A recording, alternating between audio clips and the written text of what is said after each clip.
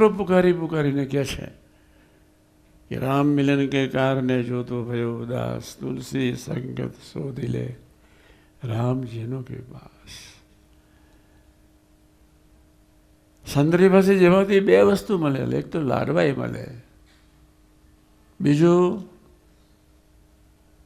વિવેક મળે.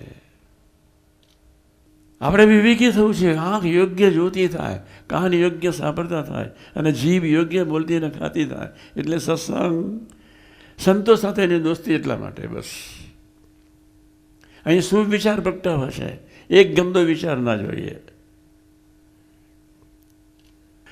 સંતો સાથે મૈત્રી એટલે રાખવાનું. આંખથી યોગ્ય જોવું છે, કાનથી યોગ્ય સાંભળવું છે, જીભથી યોગ્ય બોલવું છે. અહીં શુભ વિચાર પ્રગટાવવા છે એટલે સંતો જોઈએ. અહીં ચિંતા રહિતનું જીવન પ્રગટાવવું છે, સંતો જોઈએ. આ વ્યવસ્થિત રહે, આ વ્યવસ્થિત રહે એટલે સંતો જોઈએ. એટલે જ મા બાપની સેવા થાય.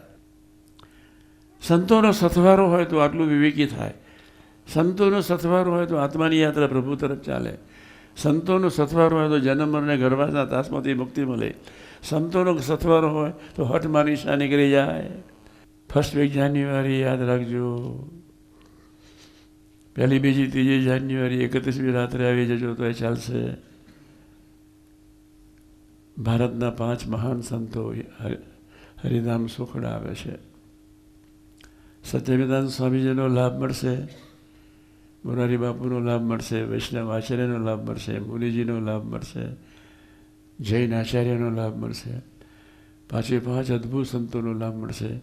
આના જેવા દીકરાઓ તે 40 બોલવાના છે. નાના ટાબોરિયાને સાંભળવા માટે આવવું પડે. તમે ટાબોરિયા આવીને બોલવો બીજા જરૂરથી આવજો. જેવા શબ્દ સાંભળીએ એવા આપણે થઈએ, જેવું જોઈએ એવું આપણું હૃદય થાય.